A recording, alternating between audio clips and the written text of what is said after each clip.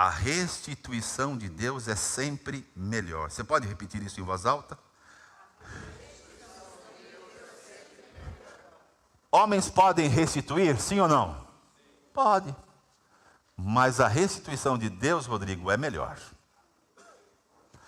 Êxodo capítulo 22, versículo 1. Se alguém roubar um boi ou uma ovelha, e abatê-lo ou vendê-lo, terá que restituir 5 bois pelo boi e 4 ovelhas pela ovelha. Eu li aqui na versão da Bíblia NVI. Então, feche os seus olhos, curve a sua cabeça e diga em voz alta: Espírito Santo de Deus, traz essa palavra revelada ao meu espírito, ao meu coração e aos meus sentidos naturais. Que eu veja, que eu ouça, que eu toque, que eu cheire, que eu sinta a tua palavra vindo na minha direção e para a minha vida. Amém? Como disse, a restituição de Deus é sempre melhor. Isso que você está acabando de ler comigo chama-se na Bíblia o princípio da primeira menção. É a primeira vez que você lê na Bíblia isto que foi escrito. E foi escrito ainda na época da lei, quando Deus estabeleceu para o seu povo viver debaixo de lei. Lá no Sinai, Deus chama Moisés, dá as tábuas da lei, e aquele povo vive debaixo de lei, e óbvio, não conseguindo cumprir a lei. E por uma razão muito óbvia, eles não tinham natureza. O nosso Deus, Ele não está mais no Sinai. Nosso Deus mudou de monte, Ele está em Sião. Sião significa graça. Diga para a pessoa que está ao seu lado: você está vivendo tempos da graça manifesta de Deus. Então, quando Deus fala sobre esse princípio pela primeira vez, algumas coisas você precisa nesta manhã prestar atenção. Quando Deus restitui, a qualidade, diga a qualidade. Diga: quando Deus restitui, a qualidade é melhor. Diga isso para alguém nesta manhã: quando Deus restitui algo a você, a qualidade é melhor. Agora, o que é que o Senhor está dizendo a nós nesta manhã? Quando lemos esse texto, Ele está dizendo que Ele não vai dar aquilo que foi roubado, seja aqui o boi ou uma ovelha, apenas a devolução. É isso que você precisa pegar nesta manhã. Por exemplo, Deus está dizendo que tudo o que o diabo roubou, ou tem roubado, ele pode ter roubado seus planos. Ele pode ter roubado teus sonhos. Ele pode ter roubado o seu trabalho, o seu emprego. Ontem a Beth falava com a Nádia por telefone sobre a pressão que a empresa que ela atua, a quantidade de demissões em massa, e muitas dessas pessoas demitidas são pais de famílias, gente trabalhadora, e o diabo muitas vezes rouba.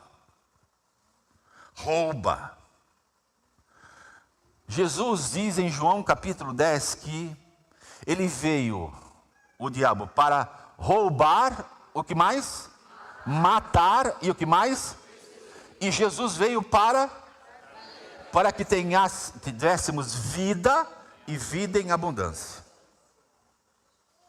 Então, para restituir, você precisa colocar aqui uma lente e dizer: em que área o Senhor vai restituir aquilo que o diabo roubou? São planos, são sonhos, sua saúde. Você é, como eu falei, acho que no mês de março, pessoas que têm doenças crônicas seriam curadas. O Senhor estaria restituindo saúde.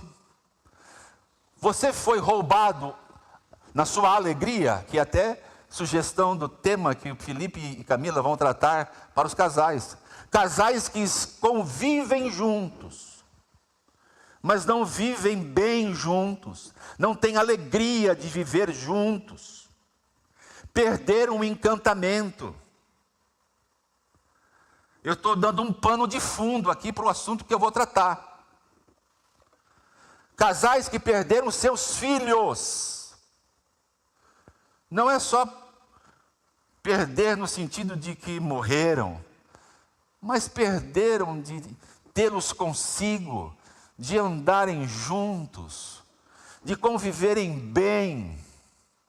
Então, o Senhor está dizendo nesta passagem para mim e para você, que Ele vai restituir cada um de nós, que perdeu algumas coisas, que o diabo roubou algumas coisas, e você, nessa restituição, e isto é profético, por isso essa mensagem hoje ela tem 2 cunhos. Eu vou ensinar você e vou profetizar sobre você. Deus vai restituir e você vai sair no lucro. Quantos recebem isso nesta manhã? Você não vai ser só restituído no que perdeu, você vai ter lucro no que o diabo roubou.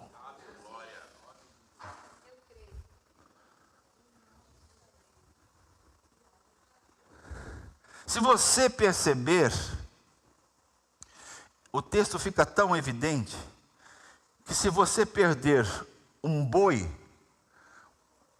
você será restituído quantas vezes? É aqui que está um dos segredos que esse texto mostra. Você tinha um, foi roubado. O Senhor vem e te restitui quantos? 5. Você tinha uma ovelha, foi roubada. O Senhor restitui quantas? 4. Então aqui tem um princípio.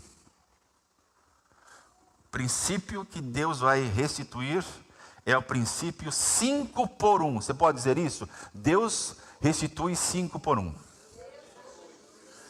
Agora vamos sair da lei, porque isto foi na lei, e vamos para a graça, e vamos ver o que Paulo diz. Abra sua Bíblia em 1 Coríntios 9.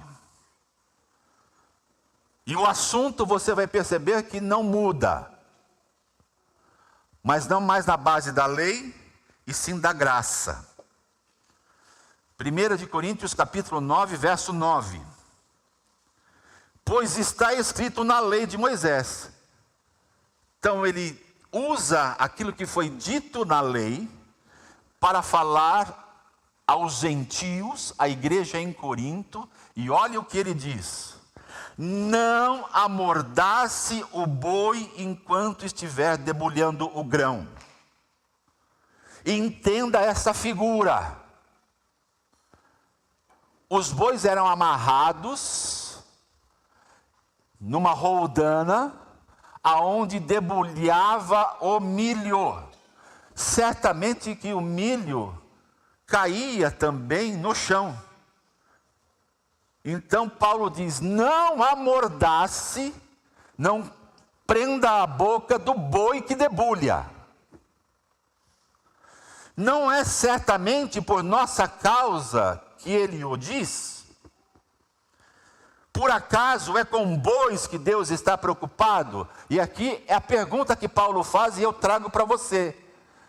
A preocupação de Deus, será que é com animais, boi, ovelha, ou com a sua igreja? Com os filhos que ele criou, gerou? E a resposta é uma só. A preocupação de Deus não é com animais, mas é com pessoas.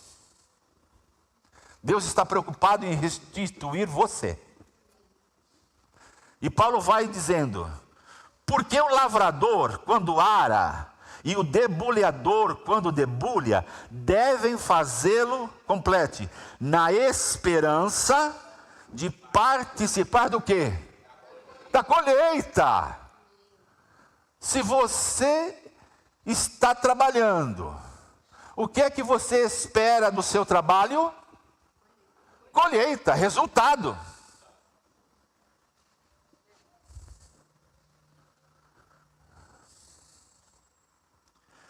Se entre vocês semeamos coisas espirituais, agora Paulo está dizendo o que ele fez para aquele povo, para os gentios da igreja em Corinto. Seria muito colhermos de vocês coisas materiais? Ora, se nós entregamos palavras de Deus, coisas espirituais, seria muito colhermos de vocês coisas materiais? Se outros têm o direito de receber o sustento da parte de vocês, não o temos nós ainda mais? Mas Paulo é equilibrado, Paulo não é ganancioso, Paulo tem o Espírito Santo, Paulo é um homem sensato, Paulo é um cristão exemplo. Ele conclui dizendo assim: entretanto, nunca usamos desse direito. Ao contrário, suportamos tudo para não pôr obstáculo algum ao Evangelho de Cristo. Uau! Que princípio que Deus usou aqui no Velho Testamento, que lemos em Êxodo 22, e que Paulo está fazendo menção agora em 1 Coríntios capítulo 9. Esse princípio do 5 por 1 é o princípio da quantidade e qualidade. Diga, Deus tem quantidade, mas Deus tem qualidade também. Então Deus vai restituir 5 por 1, 4 por 1. Você quer ver outra escritura já no Novo Testamento, na graça, depois que Jesus veio e transformou nossa vida? Abra sua Bíblia em 1 Timóteo 5,18. 1 Timóteo 5,18. Pois a escritura diz, posso ir? Se você está lento para abrir, está na tela já para você me acompanhar. Pois a escritura diz, não amordace a boi enquanto estiver debulhando o grão. É o trabalhador digno do seu salário. Olhe para mim. Você que trabalha, você que levanta cedo, você que tem temor de Deus, o Senhor não vai amordaçar a sua boca. Você vai se alimentar, você vai ter o suficiente e o Senhor vai restituir 5 vezes mais na sua vida.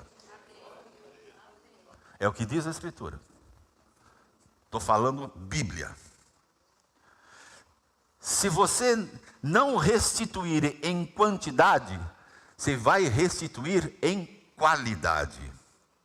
Quando chegar a hora da restituição na sua vida, na área que você é mais fraco, diga, na área que eu sou mais fraco, que o diabo roubou de mim, é quando eu serei mais forte, e Deus me mostrará, e Deus me dará a restituição, e quando Ele der, será em qualidade ou em quantidade. Quem crê, aplauda bem forte ao Senhor.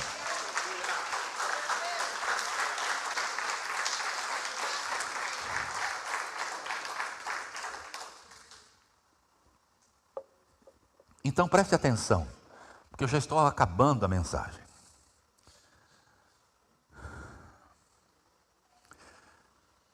O que é restituição para Deus?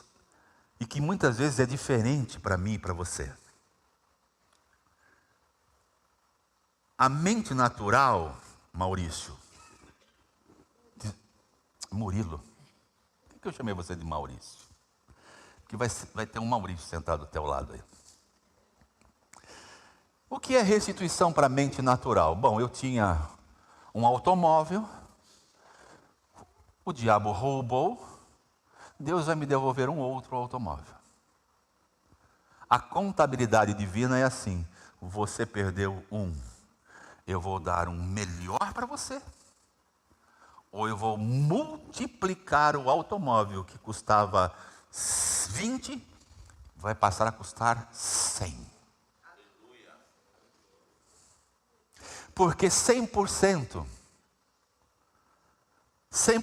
de algo é uma parte 25, duas partes 50, três partes 75, quatro partes, mas Deus disse que é 5 por 1.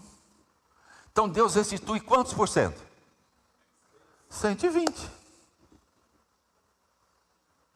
É fácil você entender essa lógica, mas ela precisa ser pensada com sentidos espirituais, precisa ser no seu espírito, porque senão você não consegue.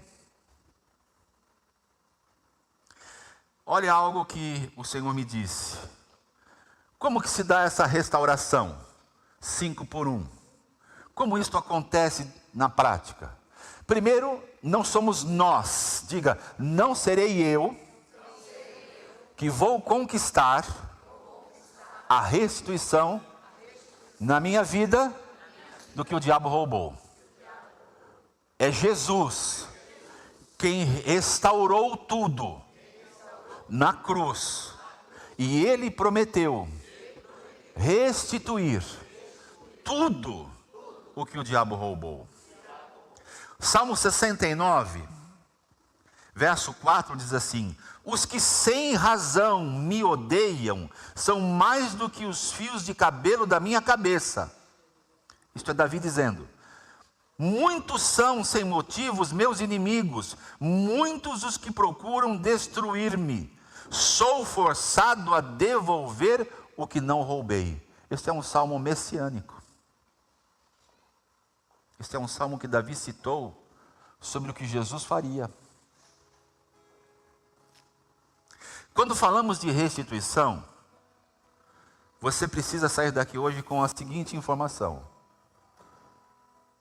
não serei eu, não será a minha capacidade, não será os meus esforços para que eu restitua aquilo que o diabo roubou.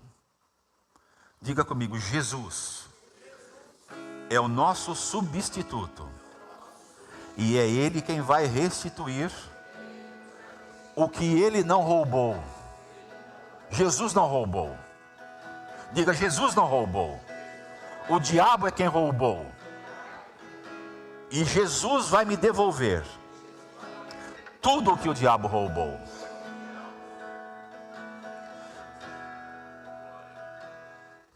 Por isso eu quero semear uma palavra no seu coração. Preste atenção.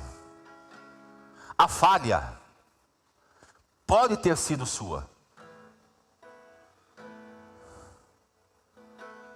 Um exemplo que me vem aqui agora. Eu comprei um automóvel e não coloquei no seguro e fui roubado. Quem falhou? Eu. Eu deveria ter sido prudente, ter colocado no seguro.